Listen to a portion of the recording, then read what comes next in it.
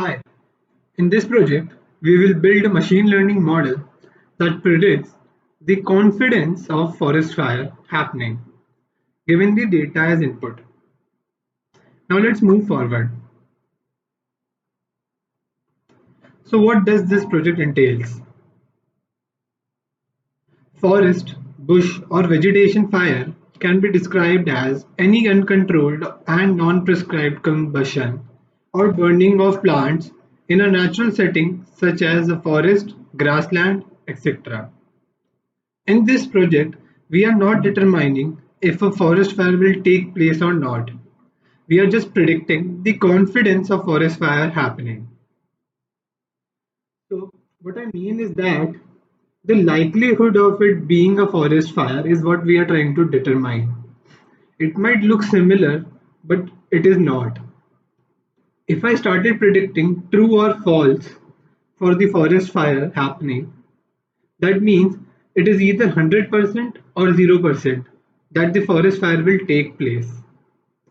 But in confidence says that there's 80%, I would say there's an 80% confidence that a forest fire might happen. It means that there's a likelihood or there's a probability of 0.8% that a forest fire will take place given the specific data for that forest fire. So moving forward, we now see at the details of the project. Now the project is divided into three parts. Building a machine learning model to predict forest fire confidence.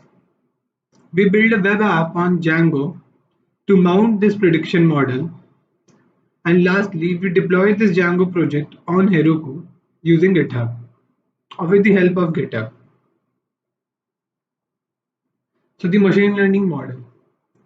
We start off with building a machine learning model using random forest regression or random forest regressor model and train that model using the dataset that we have. For this project, we will also see the random search CV in action and how it is implemented. In brief, random search CV is designed to find the best parameters to improve your model.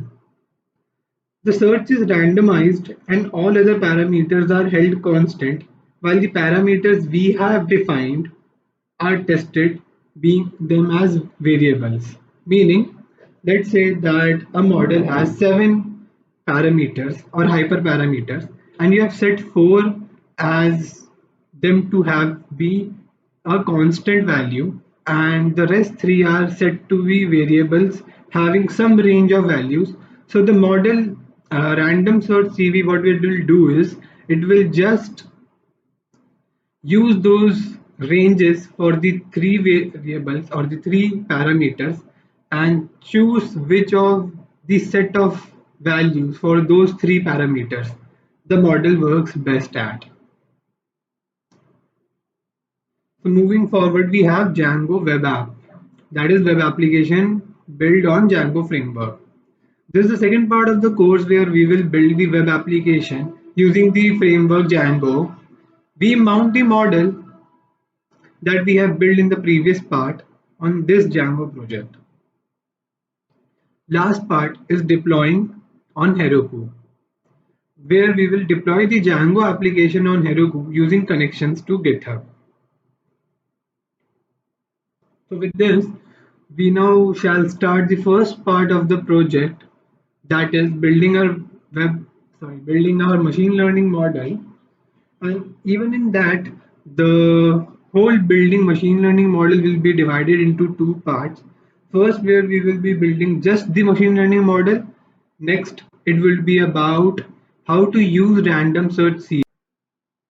So, this is the first part of the project where we will be building the machine learning model. And just like I said before, this part is also divided into two sub parts. First, where we will be understanding what the data is, how to use that data, maybe if we have to do EDA and feature engineering, what has to be done for both of these. In the next part, we will be understanding about how a basic model has been built using our random forest regressor. And after that, you will see how to use random search CV. Now, some of you must have heard about grid search CV. So, both grid search CV and random search CV have the basic point of trying to exemplify or trying to actually make the model even better at predicting. That is by setting up the hyperparameters so that the model is using its optimum power to predict correctly. But the difference between grid search CV and randomized or random search CV is that one is like a brute force technique where you are just using each and every combination for all the variable parameters that you have set, while in randomized or random search CV, you, rather than taking each and every combination, randomly take any combination and see if it is actually giving you a better model or not. Okay, you will be seeing this in action in the second part of the first part of the project. So moving forward, we have the first block that tells basically that you have to mount the, see, it is written that drive already mounted. What it means to say is that my drive is now connected to this Google Colab, and this Colab can now access the files inside my drive. And this is done because I have kept the data set inside my drive itself.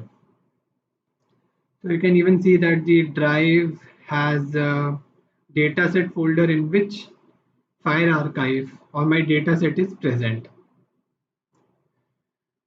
This basically is the block of code where each and every package that I'm going to use is imported. So you can see that I've used date time. You will see later on why I've used this and what I'm going to use this for. The next is pandas, numpy, both again for manipulation of data or storing of data. And seaborn, matplotlib, again both of these are for visualization of the data. Next you can see train, test, split. That is just the function for splitting the dataset into training, testing, or maybe validation also. And then the metrics, that is just to calculate the accuracy for the model. I won't be using classification report. If you want, you can look it up. And the last is importing the model itself. Now you can see that I've used the read CSV to get the data from the mounted drive to the Google Colab, and using the head function I can see the first 5 data points. So it has some of the columns, and what we are going to predict is the confidence that you can see here. So this is our target variable and the rest are our independent variables. Okay. So first, we're just going to find out the shape or the cardinality of the data. Then we're going to find about null values. If you want to go even further, you can look up for ranges of the data. I would say the ranges for each of the columns, or I would say the outliers if they are present in some of the columns. Like for columns having numeral values, yeah, numerical values, you can see if there is any outlier present or not.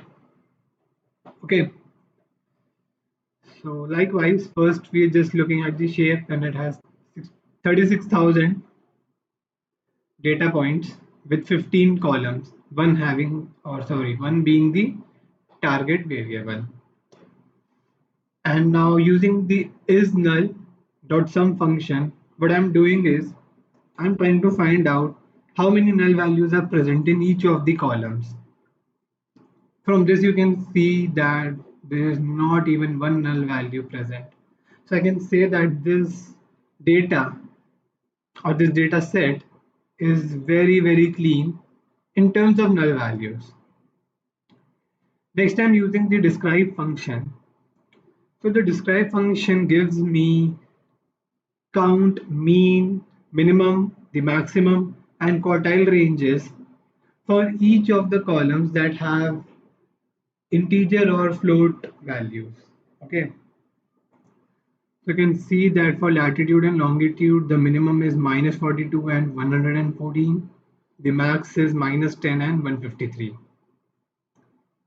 So you can say that the ranges or the max and minimum are relatable or comparable for both of these columns. But you might see that for some of the columns, the ranges, like for you can say track, the minimum is 1, the maximum is 2. So the range is from 1 to 2 only, and it is not much comparable in terms of if I am trying to compare it with longitude or brightness. Okay, so why I'm actually asking you to look at it or have a glance at it is because sometimes it happens that the data set might have two columns where the range for one column is 1 to 10 and the range for other column is 1 to 10,000.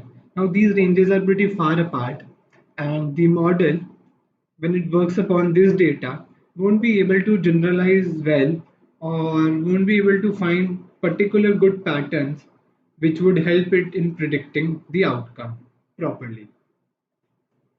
So for this, what we can do is either use normalization on that column for the column where the range is 1 to 10,000 and shape it into a range of 1 to 1000 or maybe 500 or something, so that it becomes easy for the model to see that yeah, a value range for column A is between 1 to 100 and the value range for column B is from 1 to 500. They are nearly comparable, and the patterns that are built using that is much better at helping the model generalize.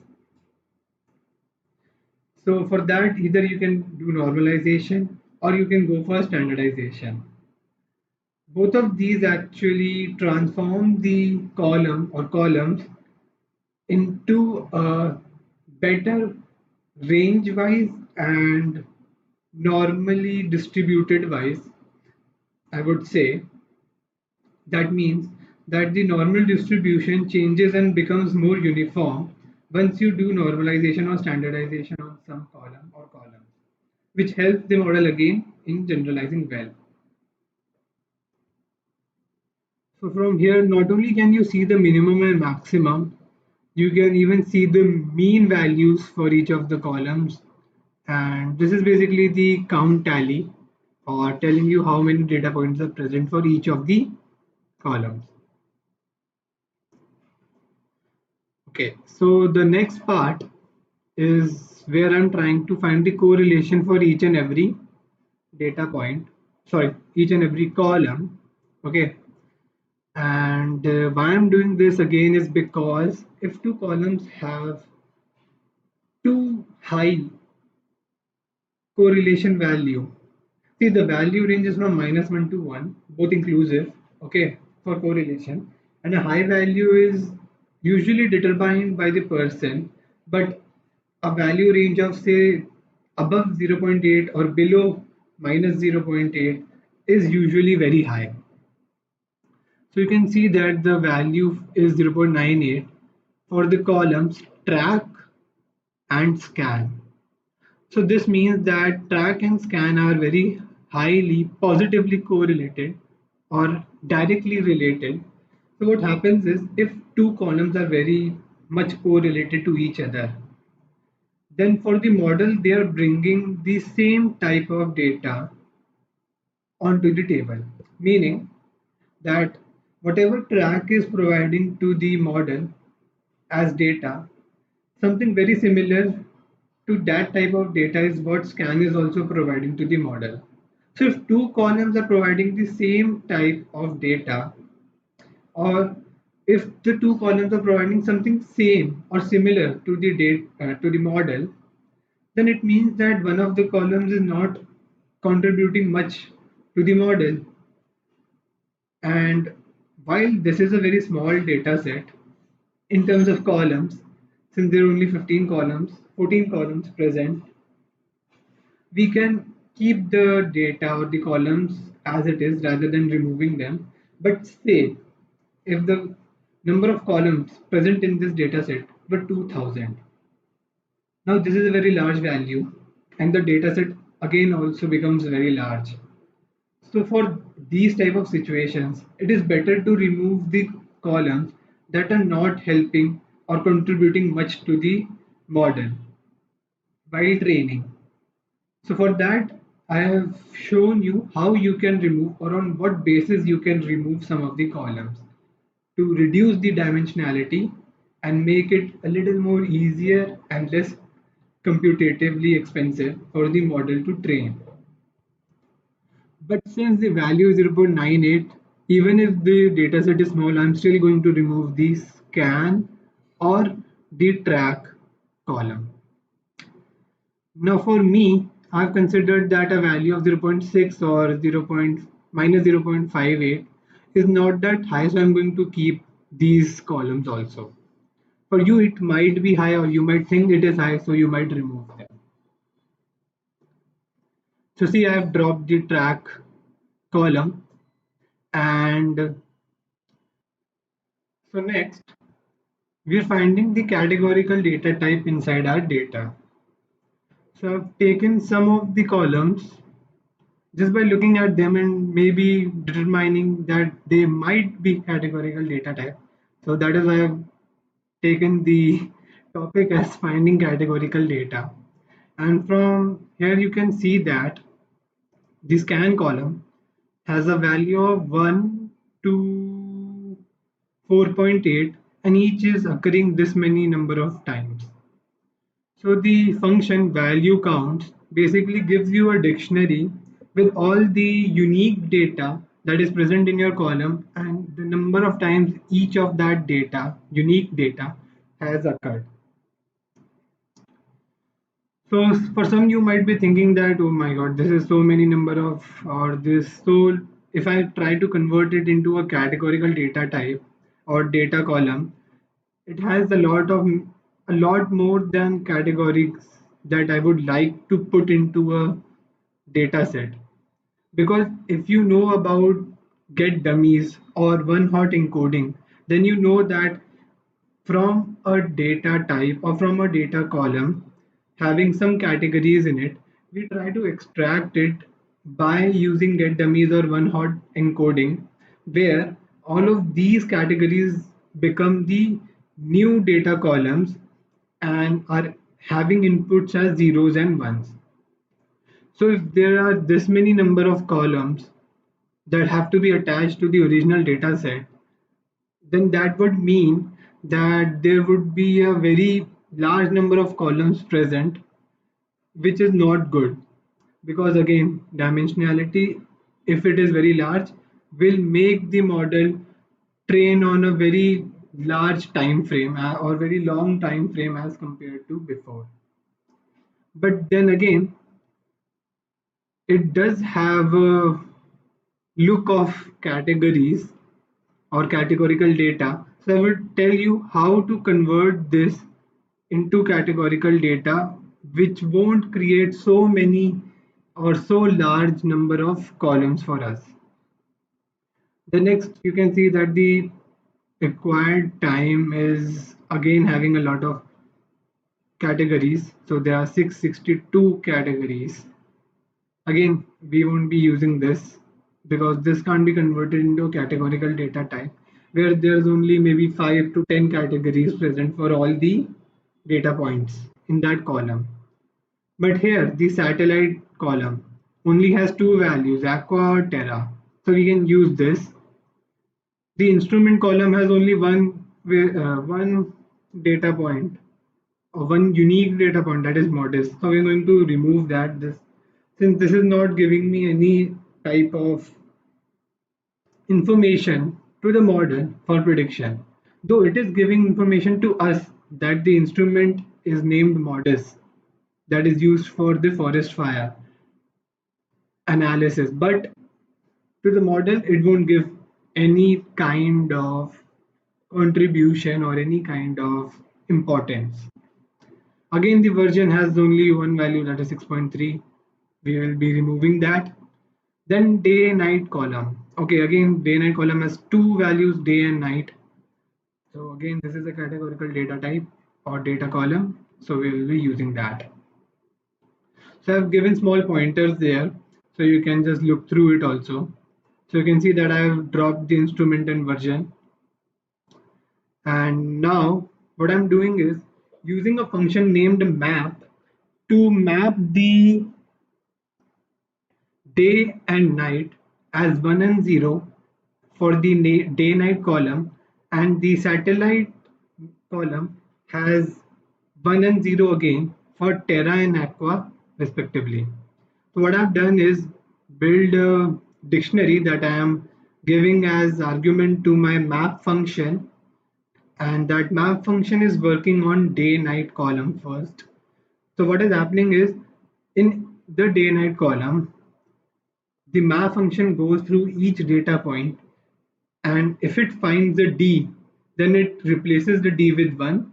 If it finds an N, then it replaces the N with 0. Same for satellite map also.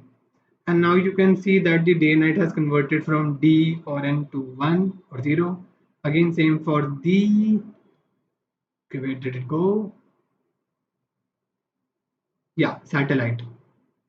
So again, ones and zeros, not terra and aqua. So I've taken the type, since I got to know that the type was also a categorical data column. You can see that there's only three categories, 0, 2, and 3. So I'm using one hot encoding or get dummies function to extract that categorical data type. So you can see that 0, 2, 3. Again, we have built three new columns using the type data column. I'm just renaming the columns for better understanding. And you can see that the columns have been renamed now. So yeah, this is a little important part because I don't think many people use this, or I have not actually seen people using this much. So I've even set and brief about that. Now I've mentioned we will be converting scan column to categorical type. So we will be building this using binning method. So this is called the binning method, where we are actually defining buckets. Okay. And we know that the scan column had values ranging from 1 to 4.8. So I've defined bins or buckets. Okay, that 0 to 1 is one bucket, 1 to 2 is again one bucket, 2 to 3, 3 to 4, 4 to 5. And for each bucket, I'm giving a label.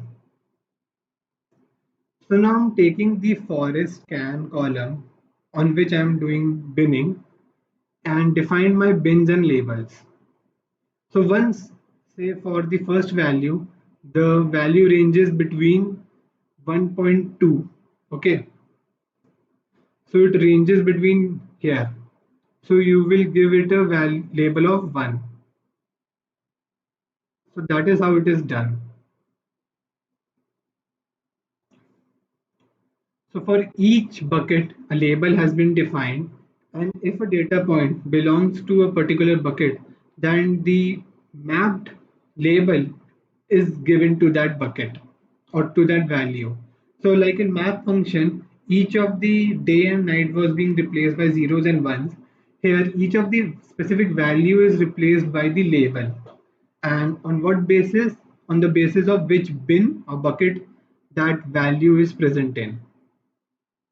So you can see that the buckets are now defined, and with that the labels are defined. Now you must have seen that we already have a date column.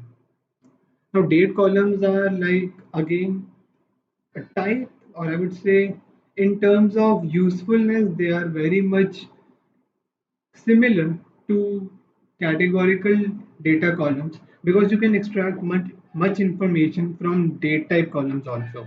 And how we are going to extract information is what I'm going to show you now. But before going forward, I got to know that this is actually in a string format. Okay, so I've converted it into date format using two datetime function. Now, what I'm going to do is I'm going to extract the year from this date. And you can see that I have built a new column named year and have filled it with the year from each of the dates. Similarly, I can do for month, day. So here date time package is being used. And not only month and day, I can even take out the week, the day of the week.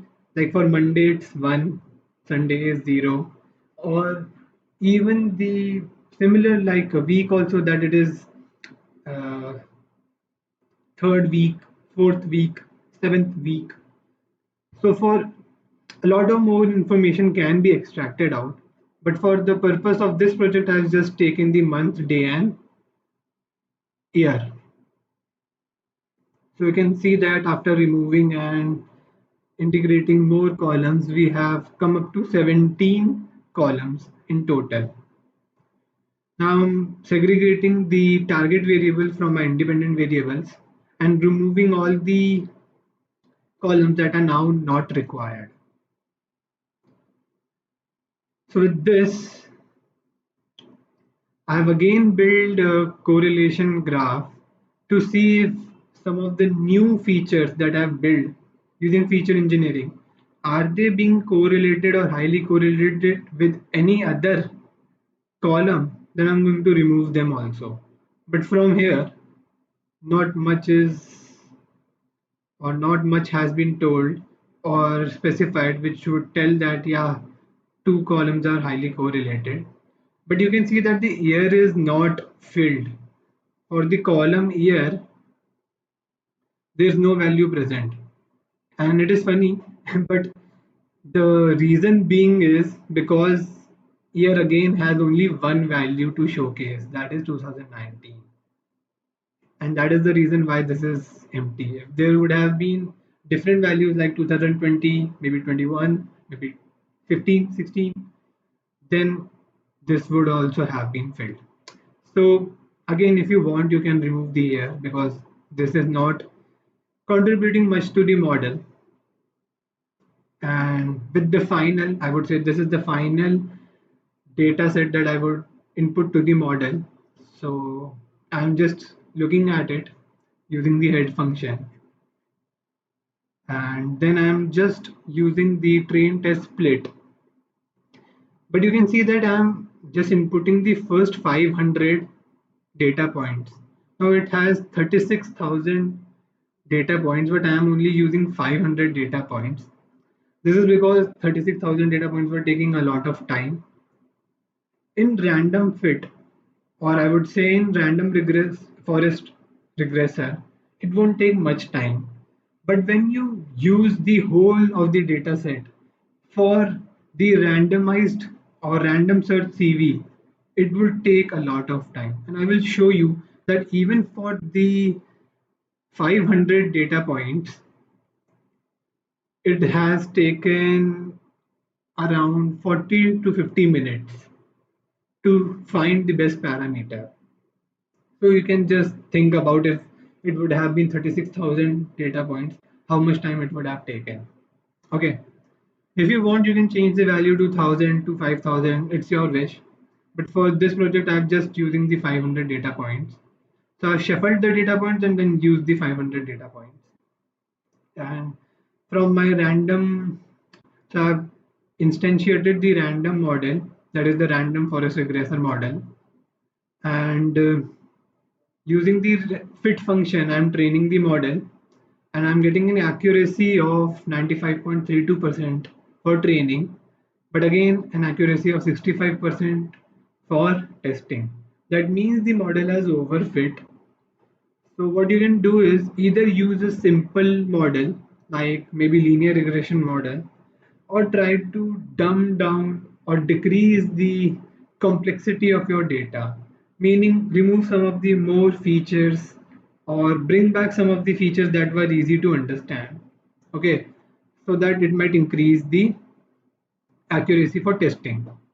I haven't done that because I wanted to show you about how to use random search CV. So I'm going to cut this short and move on to the second part, or build the second part where we are actually using the random search CV models. In this part, we will be understanding what is random search CV, why do we use it, and lastly, how to use it. So I'm using the getParams function to find all the hyperparameters for my model, that is random forest regressor.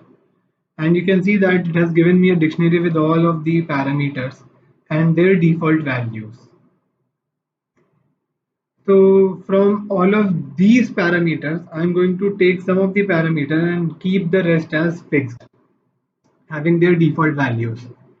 So I'm using the n estimators, that is the number of trees in the forest to be formed, then the max features, max depth, minimum sample split, minimum sample leaf, and bootstrap. So these are the parameters or hyperparameters that I'm going to set as variables, defining a range for them and inputting them inside the random search CV to find an optimal set or combination of these parameters. Okay. So I've imported the randomized search CV from model selection, and you can see that now I'm setting the ranges for each of the variable hyperparameters. Now I'm creating a dictionary and send, which again would be sent to the randomized search CAE.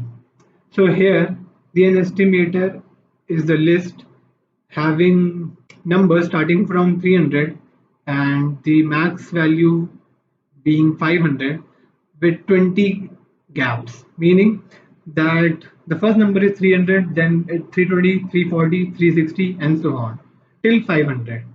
Okay, the max feature is the number of features that I have to consider at every split, and they have two values defined in random forest classifier or regressor.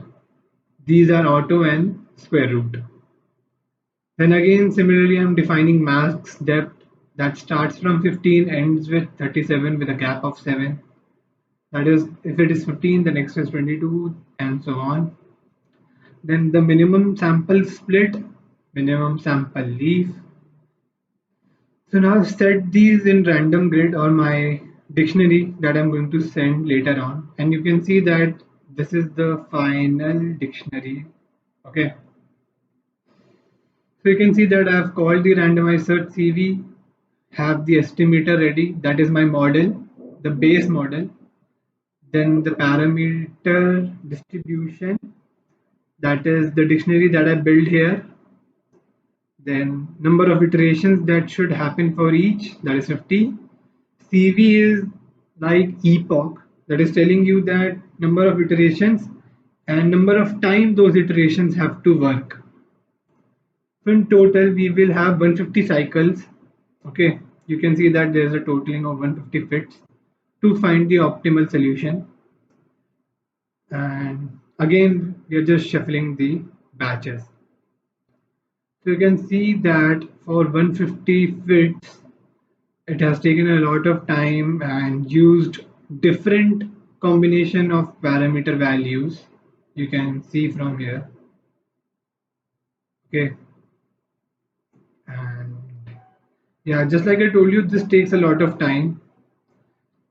So if you have a data set that is quite large and you have a lot of parameters also, then just define those parameters that are getting you the solution or the accuracy that you want. Rather than setting up each and every parameter, just set up those specific parameters that you know will actually change the outcome or will actually increase the accuracy for the model. Now see, you can see that there's 53 minutes. So after 53 minutes it has completed its execution, and when I type best param, so it gives me the best parameter for the random forest regressor. Now I've just build a new or instantiate a new random forest regressor object, give it the input of best params and fit again, and you can see that there's only an increase of 68, okay, increase of 3%, nearly 3%. So this might not look much, okay, and the reason being is that the ranges that I defined in here are actually just randomly set up, meaning I didn't know that for a range of 300 to 500 would be a good value for the classifier or for the regressor, or a value of 15 to 35 would be good. I've just set it up so that it can give you an example and or an overview of how to set the parameters and their ranges and how to input those parameters or with their ranges to the randomized search CV. You can change these values and see if it gets even better or the accuracy increases. Okay, so with this part, I would like to end the building a machine learning model. So I'm going to use this model that I have trained since I've already saved this. Okay, another thing to notice here is that once I saved this model, it was saved on disk with a size of 500 MB. Now 500 MB is a very large file. If I have to implement that in a web application and then deploy it on a service like Heroku, which gives the 500 MB of disk size on server. So I can't use Heroku, at least not the free version of Heroku directly. So what I've done is I've installed a library named bz2 file. This is basically a compressing library, meaning that it has functions created in it that helps in compression of files. So you can see that I've imported bz2 and with a compression level of 9, this is the default value. What I am doing is opening my forest model pickled file and compressing it and then saving that compressed file into a forest model.bz2. Okay, so what I'm going to do now is directly use this rather than this, and why I'm going to do this is because my compressed file actually went, okay, you can see that the, yeah, now the pickled file was over 700 MB. Okay, sorry, it was not near 500 MB but had a size of 700 MB, and after compression it went to 93 MB. So I can use this because 93 MB again is very small as compared to the disk space of 500 MB that is given by Heroku. So I've just saved this file, and this is the file I'm going to directly use inside my web application also, which I'm going to show you, okay, in the next part. So with this, I'm going to complete the first part and hop on to the second part, that is building a web application using Django. So this is the second part of the project where we are building a web application or setting up our web application that is based on or built on Django framework. So before we directly move on to the code and understand what is happening, first we have to set up the code. So for that we have to implement some of the pointers that I've shown here. Okay, so the first thing you have to do is create a project directory. Now I've named the project directory Forest Fires, and inside that you have to build a environment for that project. Meaning you have a project directory inside where you are going to specify the code or keep the code, and to run that code you need to first create an environment so that all the packages and the dependencies are installed in that environment only. Okay, so if you're using PyCharm or any of the IDE, you can basically go into your files or maybe settings, and in that settings you would be shown to go to project interpreter, or maybe go to the environment, or there's an option for building an environment. So you can do that. Okay, go to your wherever your environment is set up or built, and then build that environment for the project. If you don't have any IDE, or you're directly handling all the code from the console, then just go to your console and type in a command for building the environment. So once your environment is set up, what you have to do is just run this command. Okay, before running this command, just put the code inside your directory that you built, and then go to the my site. So in your terminal, go inside the forest fire directory, or maybe whatever directory you built, then inside my site, and run the command pip install -r requirements.txt. Once you run this command, then all the packages and dependencies that are needed by this project will be downloaded and installed, and then you can start running the project or this code.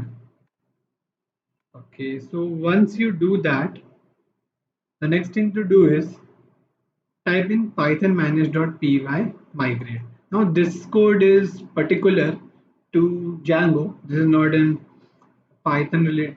It is a Python related code, but it is used in Django for creating and setting up your database.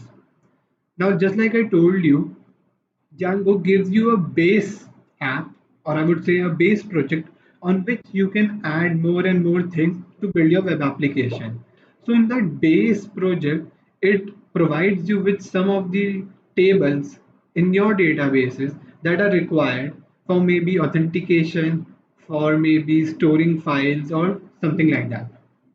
So that those database tables have to be instantiated. For that, we run the python manage.py migrate.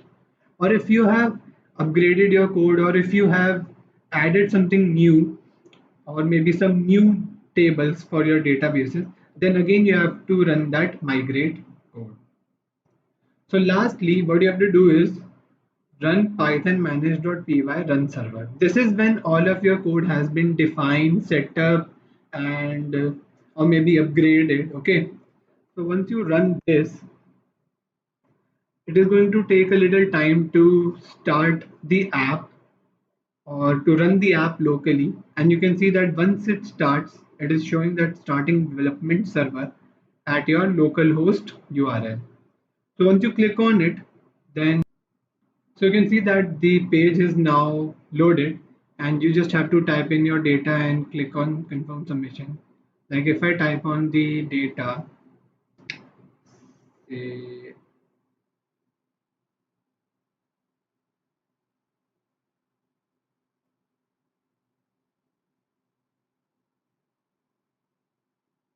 now this is not looking very good in terms of web UI and such, because I've just pasted it a basic form and just created that form so that I can look if my model is actually working or not.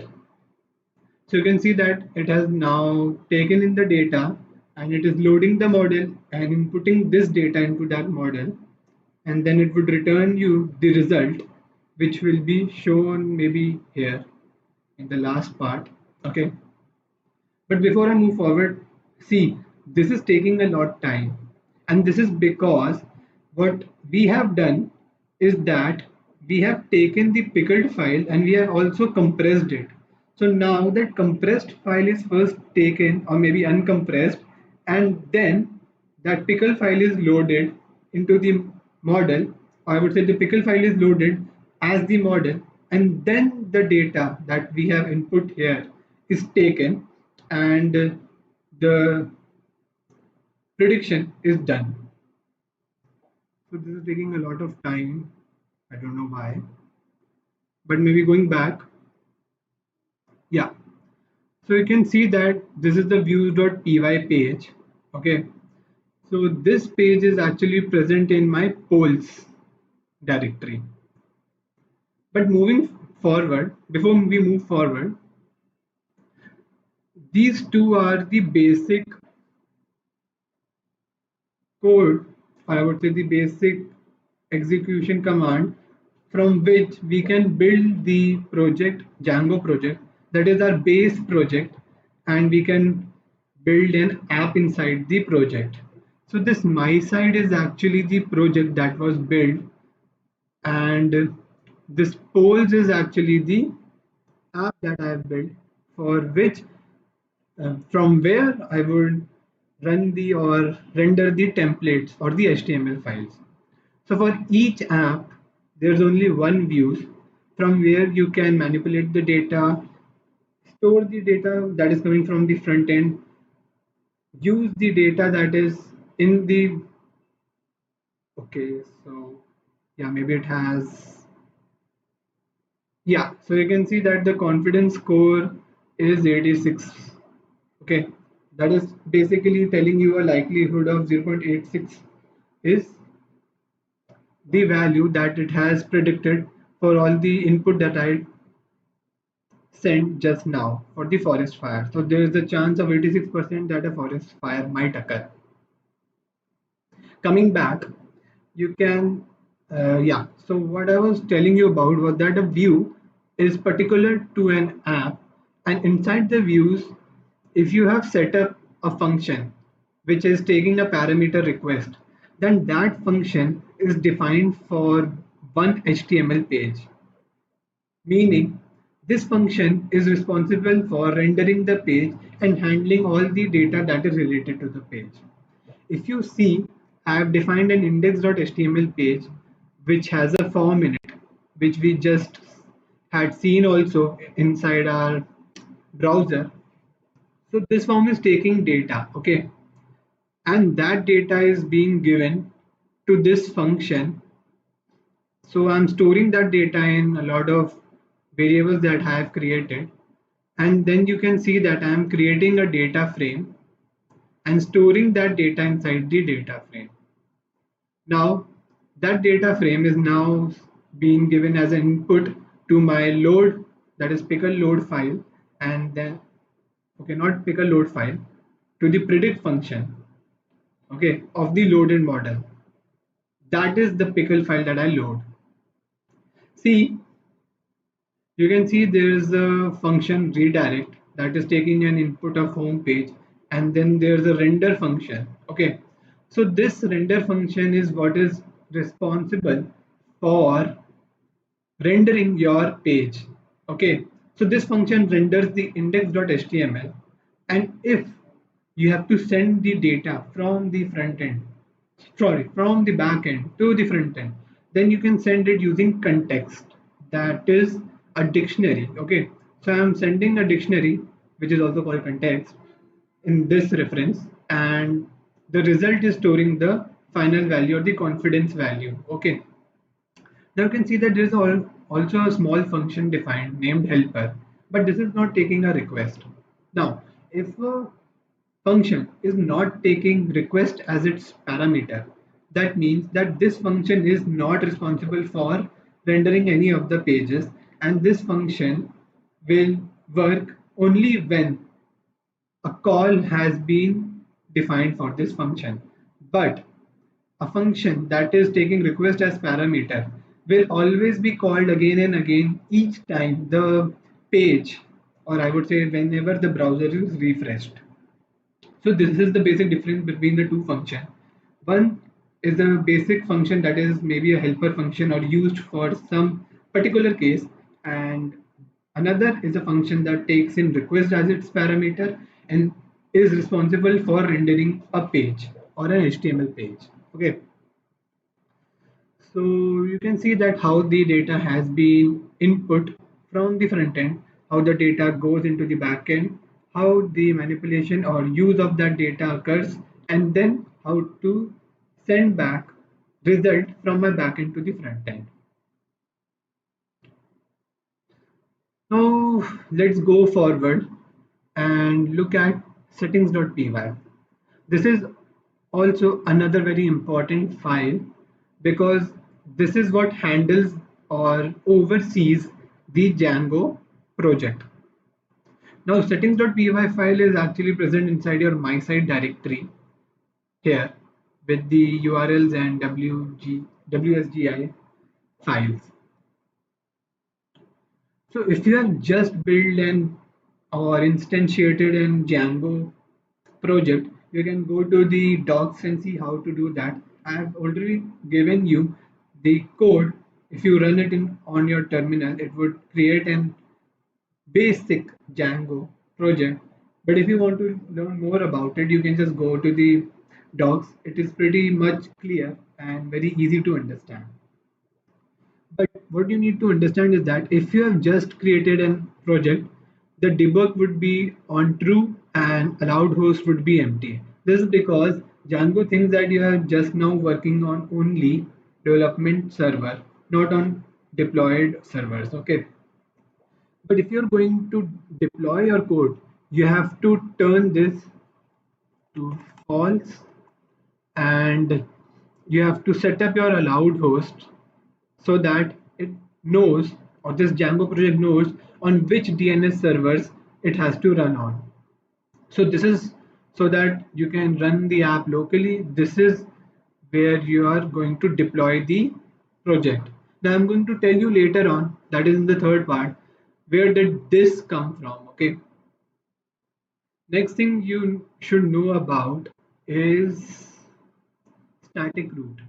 Now Django already provides you with static URL, but you have to manually set up the static root. This is required when you're going to deploy the project because servers don't understand that each and every app might have different kinds of static files. And by static files, I mean CSS, JavaScript, and images. Okay. So what we have to do is set up this static root so that the server understands that I don't care wherever those static files are present. You just have to pull all of that files and keep it inside the static files directory, and that server then would just refer to the static files directory only. So you have to set this up whenever you're going for deployment. Okay. The next thing you should know about is that you will be looking at a lot of abstract things like middleware, installed apps.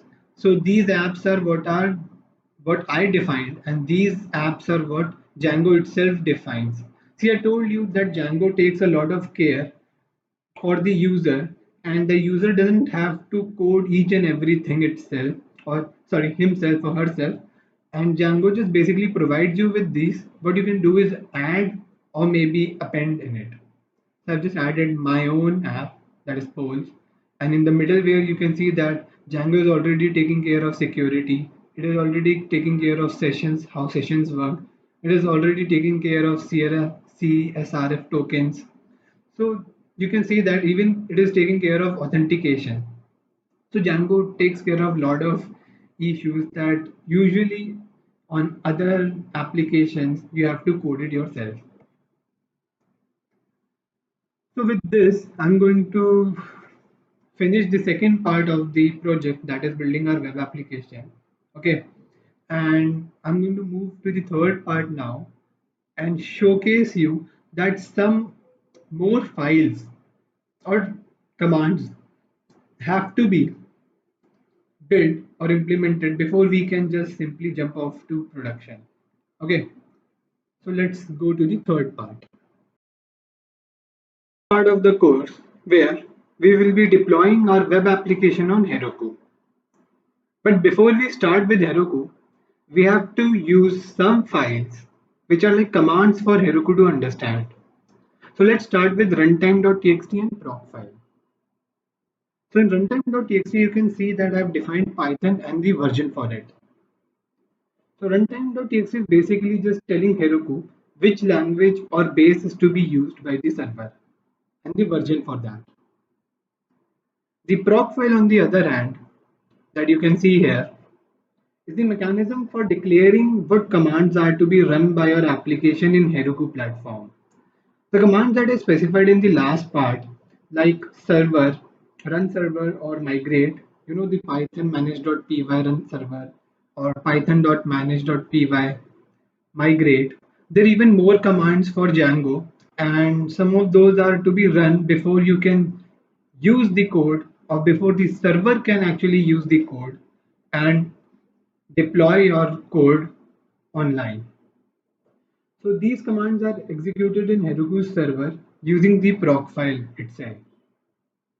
Okay, so once you have instantiated or built the proc file in runtime.txt and have defined a requirement.txt file, you can now shift or you can now push the code for production. So what you have to do is first go to your GitHub, okay, and in GitHub just build a new repository, and inside that repository store this code. So if I go and write GitHub,